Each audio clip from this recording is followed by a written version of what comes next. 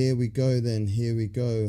It is the final show of the Euros. Mad for the Euros. Mad for it. Mad for Euros. Mac and Devo. Manfrey, Good just morning. to wipe a tear, the last Euro show. Oh, It's it's been an sad. emotional ride. It has. It's been a fantastic tournament though, hasn't it, bro? Yes, for me, I think it's probably the best international tournament I've seen in my lifetime in terms of drama, actual football that you got to see, like attacking football. I think it's just been a brilliant tournament from start to finish. No, 100%, man. I mean, like, if we take our biased heads off and we give it an unbiased view, which I feel that we've done throughout the whole tournament anyway, I honestly believe this has been the best spectacle of an international tournament, period, from start to finish. Yeah, I agree. I think even the lesser teams really brought something to this tournament. I think North Macedonia came and gave a great account of themselves. Finland with Plucky, they gave a great account of themselves. There's some really good performances from some teams, and some of the big boys found it hard. It wasn't just like a walk in the park. Hungary, group of death. Mm. Look what Hungary did. Very close to getting out of that group. So, yeah, great tournament. Hungarians literally behind for 6 minutes in the whole tournament. Ridiculous, man. And I said to everybody at the beginning, didn't I? I was like, don't You write off did. Hungary, you know. And then my two dark horses that I had, like both of them got out the group stage. One shocked the world, the other one technically lost to the European champions. So there you go. Like weren't exactly bad suggestions from Gav Mack at all. Yeah. Mm. Well, yeah, mine should have been in the final. Some would say that that was a bit of a soft penalty, but Denmark, they done well. They done really well. Done Yeah, as I expected. yeah, exactly that. Well done to you over there, Devo. So, why don't we talk about some young players and some of the young players that lit it up? Liddy. We've got like Saka, Pedri, Damsgaard, and Donnarumma in this little list that we've put up on the screen there for y'all. So, like, of those guys, there were, for me, I don't think enough young players lit it up throughout the whole competition. You know what I Mhm. mean? Like, I just feel that it was quite limited on that in terms of young talent. You get like the likes of like Doku that will come in and do like a game in a bit and look Mhm. incredible. But probably say out of those four, maybe Damsgaard or Pedri. Maybe I'm not quite sure. What do you think of the young players as a whole? I think, yeah, I don't think many young players were given the opportunity. I think quite a few countries went in with more experienced squads, may have had one or two youngsters in the squad, but they didn't really get much of a look in. Um, for me, young player of the tournament came down to, well, I was going to say two, but then I suppose you have to look at Donnarumma as well. I forget sometimes how young he is. Yeah, for real. But for me, it's Pedri and Damsgaard were my two picks.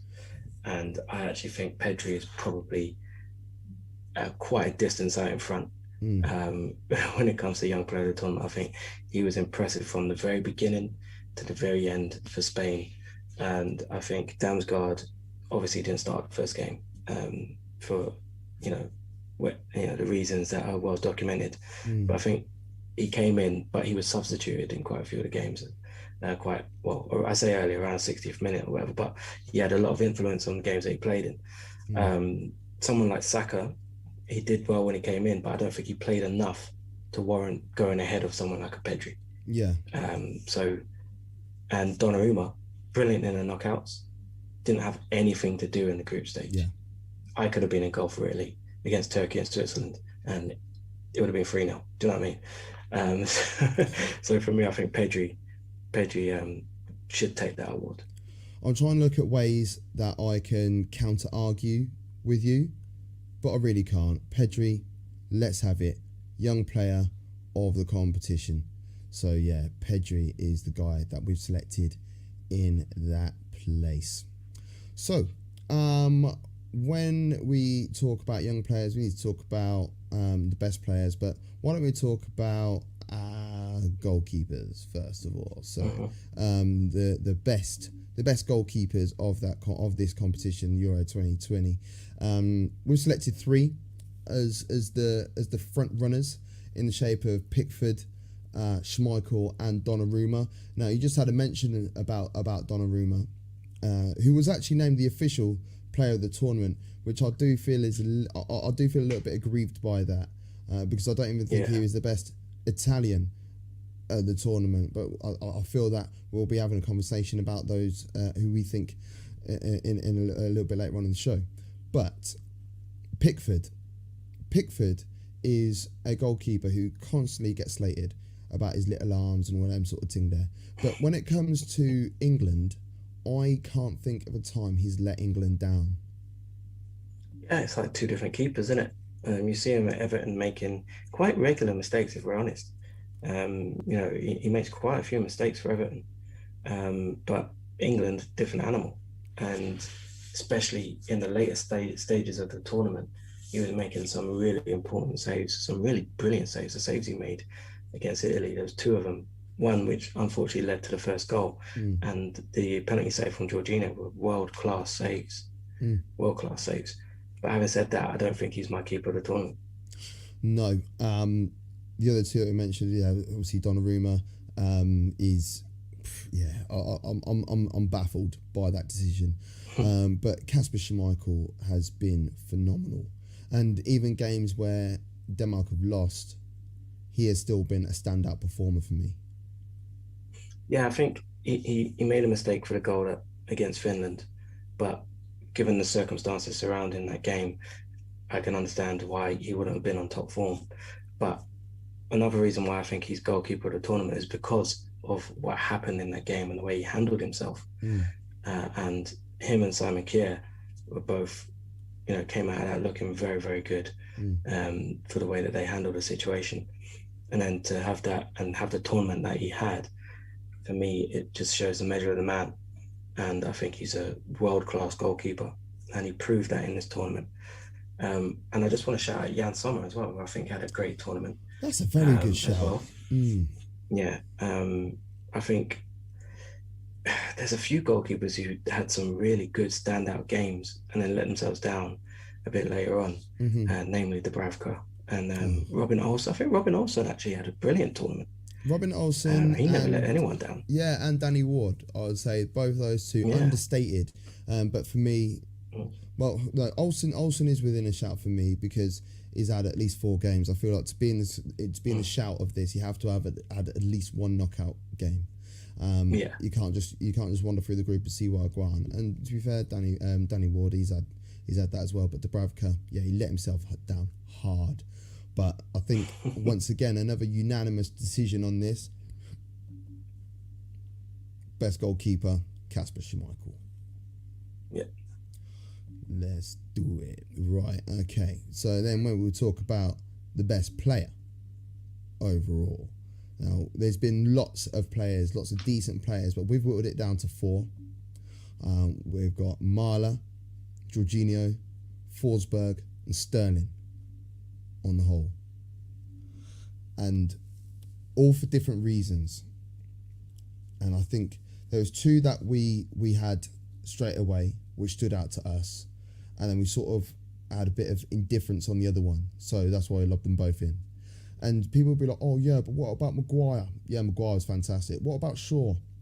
He had 2 solid games. And the other ones, he was just part of the team, as far as I was concerned. Yeah. Who else? Chiellini and Bonucci, walls at the back. But let's be real, first few games, they didn't have a lot to do. So Chiellini missed one of the group stage games, didn't he? he did. Both. He come off. Yeah, Chiellini missed 2 games. Yeah, exactly. He come off injured, and then missed the following game. So therefore, yes, let's not just talk about the semi-final and final. We need to look at the competition as a whole. And if you look at, for instance, Sweden, I think are damn right unlucky not to have got through to the quarterfinals and faced England. And all 4 games that they played in, there was one guy who was completely instrumental to every single move, and that was Emil Forsberg. And he also chimed in with 4 goals. Yeah. yeah. That's a great shout, Forsberg. I think sometimes people forget about certain names because they're not names, Yeah, they're you not. know. Yeah. But yeah, I think Forsberg's a great shout. I wouldn't have had him as the best, but he's in the conversation Mm. for sure, for sure. And the other guy that like in the conversation was Marla, who I thought was phenomenal this whole competition. Yeah, I'd actually have him as my player of the tournament if I'm being honest. I'd put him at the top because I think for me, when I think of player of the tournament, I think someone who's had a massive impact in every game they've played in. Mm. And Marler has done that, bar maybe the England game where he was kept a little bit quiet. But every other game in this tournament, he has been a menace, a Mm. constant menace, and done his job defensively as well. The only other person I think would have got close to him was Spinazzola if he would have finished the tournament. You don't even, you know that I've just found some mad new love for Spinazzola. I think he's just. I think those two were head and shoulders above the rest of the players, if I'm being honest, that got to that point in the tournament anyway. There is one player who has been a very big part of how things have moved, and it's such an understated job sitting in front of the back four, and he's done it for every single game. I don't think he's missed a minute. I don't believe. I'm trying to think. It's only him and Calvin Phillips that have played every single minute of the competition. And he had a brilliant tournament. Jorginho, excellent tournament, brilliant throughout as well. The only reason why I would go Marla over him is because sometimes I think defenders just don't get that look in. And I think Jorginho had Barrea, Verratti, or Locatelli in there with him as a much more of a team effort in the midfield. Whereas Marlo was just like, I'll have this whole side of the pitch. That's all me. I'll have that. Do you know what I mean? So, but Jorginho's a great shout. If you say Jorginho, I'm not going to argue against that. Yeah, him, Spinazzola, and Dumfries. I think they had the run of their flank from a defensive point of view, and I thought what I love about Marla as well is the fact he's a right back. Yeah. And he bossed it there in that position. So that is a bold shout, but I feel like getting to the final, winning it as well, I don't understand how we can look past Jorginho for this award. So big up yourself, Jorginho. The MAD Sports Network overall player of the competition is you, son. And we'll send you a little gift out in the post if you're watching. Right, now why don't we talk about the team of the competition? And we've been doing weekly, sort of like game week by game week of the best players in the tournament so far. And this is, we could go back and have a look at some old stuff, but I think this should be an open discussion that we have here, rather than be like, because over like in the past, what we've done, we have been very professional. We're prepared for it, and we've had a solid conversation about it. And to be fair, I mean, like, you guys, I don't know if you know at home, but like me and Devo, we probably speak 5-6 times a day about various bits and bobs to ensure that our content is as good as possible, so you guys can enjoy it at home. But like as we've been doing the teams of the week and stuff, we've been having conversations about each week. But this time round, it's first thing in the morning. I'm actually in the office later on today as well for the first time in God knows when. Excuse me, that's a different story for a different time. But I think we should just have, as I said, like an open conversation about this. So first of all, what formation do you think we should go with? 4-3-3. A safety 4-3-3, 2 wide men and a striker. Yeah. Industrial midfield. Yeah. Okay, cool. So, because I can't think of any 10s that have really excelled. I think the only ones I can think of it would be either Damsgaard or Forsberg. But I feel like there's midfielders. They could play out wide as well, yeah. So, goalkeeper, we've got to go with Schmeichel. We just picked him, haven't we? Schmeichel, yeah. That'd be illegal if we went with someone else. Why don't we just put in the ones that we've just said? So, and Jorginho will be in this midfield as well. So, why don't I put Jorginho in? Jorginho, there he is. Bam. Okay, cool. So, back four. Yeah. Marla left back. Yeah. No, it would be great if I could spell his name. This screen is so small. There he is. Joachim. Okay, cool. So we've got 3 players in there so far. Who else is joining our back four? We've got Maguire in there, right? We've got to go with Maguire, haven't we? I think he's had I think fantastic Maguire, time. although he may not have played. Wait, did he come in for the 3rd group stage game? I think he did, didn't he? Yeah, and then ran all the way through to the final. Yeah. So yeah. So yeah. I think Maguire, and next to him, I'd go Simon Kjær. Personally, I'm not against that. Palermo legend. Right back Dumfries. I can't think of any. Oh yeah, Denzel. Yeah. I don't think there's any other right back that's been better than Dumfries in this tournament. I know Netherlands only got to the last 16 or whatever, but yeah. Cool. Yeah, Dumfries. So, Pedri's got to hop in this midfield with Jorginho, right?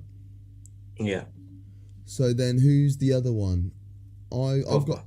I was going to say I've got in my mind either Pogba or Xhaka. Yeah, Pogba for me. I think Pogba was different gravy for France. I think if France would have went deeper into the competition, there's a good chance he would have got player of the competition. Yeah, I hear that. So then the front line. Who are we looking at? This is where it gets a bit tough. Yeah. I think Sterling has to go in. Yeah. I think Sterling was an outside shout for player of the tournament. Mm-hmm.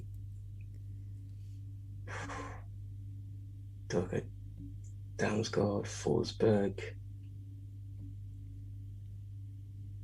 Who's the man straight through the middle? Personally? Oh, I mean, I know Ronaldo was in the actual official team of the year because he got top goal scorer because he had more assists than Patrick Schick, but I don't think he had much influence over the games other than scoring penalties. I don't think he did either. But Patrick Schick. We put in Patrick Schick. I can't think of a striker who. I mean, Harry Kane. I wouldn't want to put Harry Kane in there. Wouldn't put Harry Kane in there. I think Patrick Schick's gonna have to be our lone striker and have to go with a false 9 of like shoehorn Forsberg in or something like that.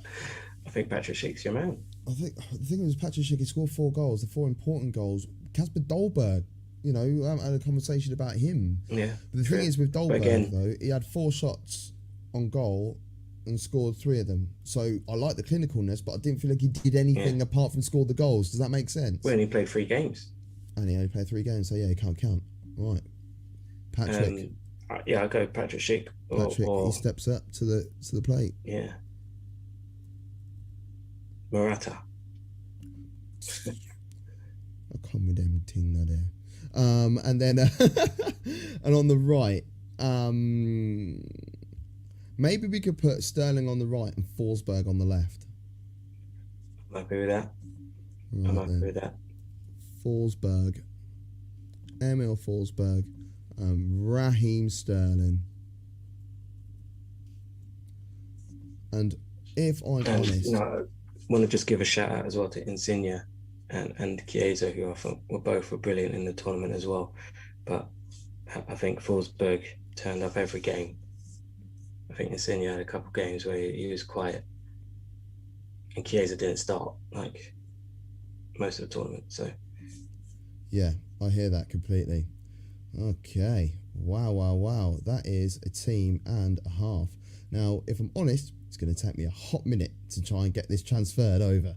Because I'm using something very interesting here, and it's not what we normally use. So, That will take a few moments to come over. Devo, we have to talk about some of the sad things that have happened in this competition as well, because it has been, in terms of on the pitch, it's been absolutely fantastic. We've loved every moment, but off the pitch, there's been a lot of dramas. It has. It has. It's a shame that a tournament that was so good and had so many good memories kind of been overshadowed right at the end by mindless idiots, which is what they are. It's a shame, and it's a shame that we have to waste breath talking about it in this day and age. But I love Marcus Rashford's response. I don't know if you've seen his response on Twitter. It's a powerful message, and just goes to show the character that he is and the mentality that he has. And I'm sure that all of those lads will be fine, and they'll come back stronger than ever, and just prove people wrong at the end of the day.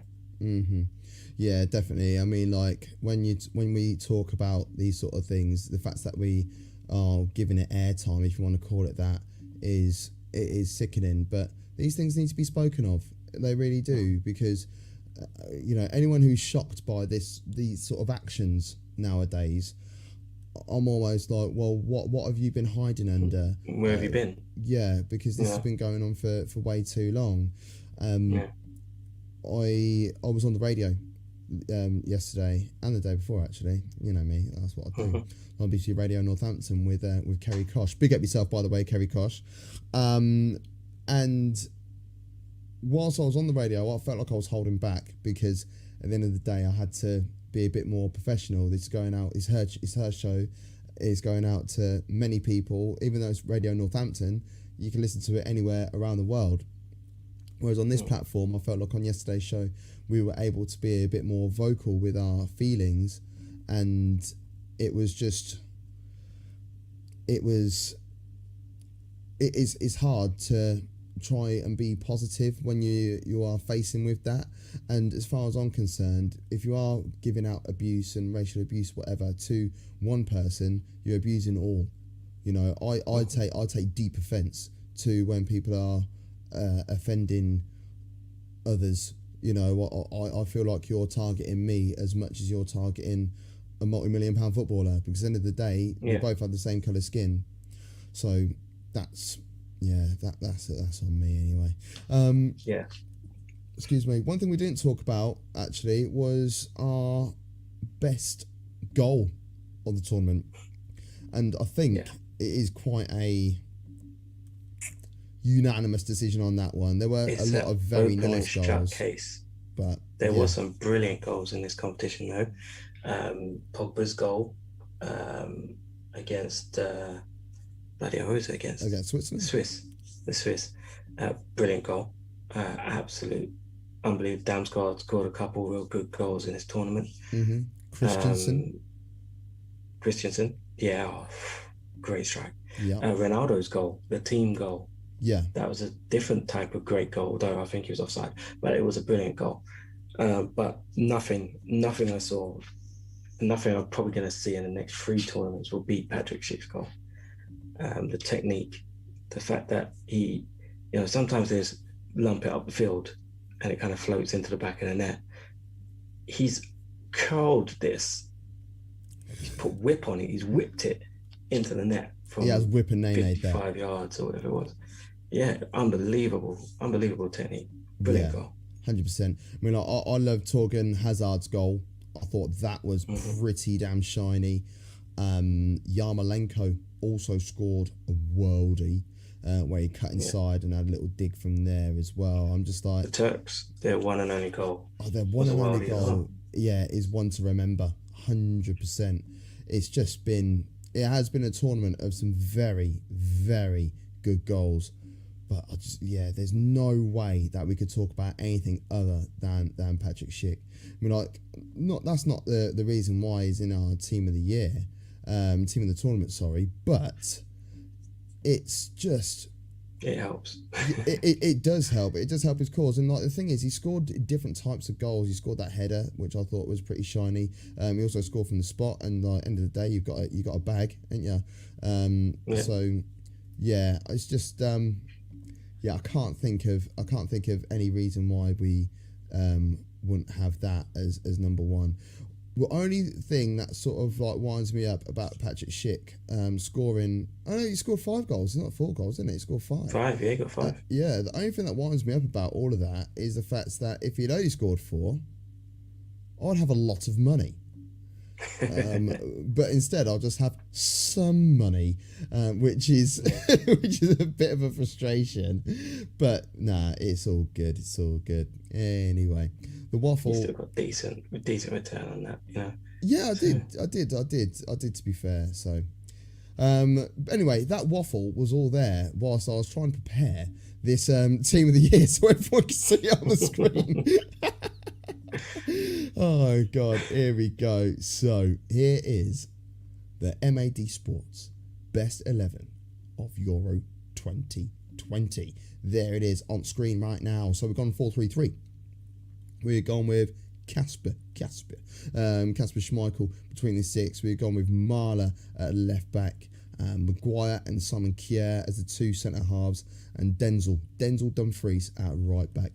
A midfield 3 of young player of the tournament, Pedri, one of the best players of the tournament, Paul Pogba, and the best player of the tournament, Jorginho, alongside our front 3, which, let's be honest, we have semi-shoehorned, but they can play in these positions, so it works.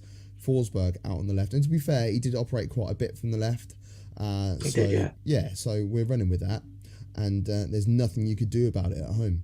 So he's doing that, and Sterling has gone out on the right, and then we put Patrick Schick, joint top goal scorer of this competition, as the main man through the middle. I can't moan at that at all. Yeah, you know what? I was just thinking, I remember saying about, I don't think this has really been the tournament for attackers, has it? No. I don't think there's really been any real standout. You know, you look at the likes of Mbappe, didn't really do much. Did nothing. You know, everyone's talking about Portugal's fire, their attack. Thomas Muller back for Germany didn't do much. I don't think, Kane didn't really come alight in this tournament at all, really. Yeah, a bit of a strange one. 100%. But yeah, that is it for the coverage of Euro 2020. It's been a blast. Really enjoyed it. Yeah. Thank you to everybody that has been involved with us. So the likes of Big Gunner from Away Days show. So make sure you tune in and look at his stuff. It's from Chris, who Comeback Chris is a part of us. He is a part of us, let's be real. But he also is part of 4N1T. So make sure you check out their stuff as well. So honestly, brilliant stuff. And we've had, who else has been on the show? Flo, of course. Flo is part of our family. At Senor_Laboron on Instagram, and Laboron_tweets on Twitter as well. So he's going to be with us all the way for the Bundesliga show, which is starting in less than a month. So yeah, let's just make sure you tune in and get involved with that.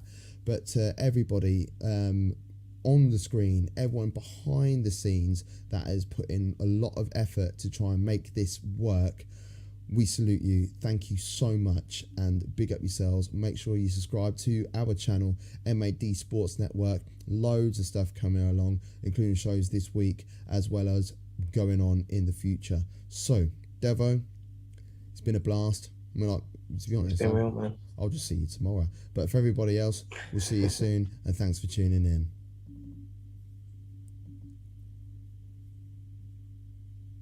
That's when the intro music's meant to go, and it didn't actually start. I think it's going to start now.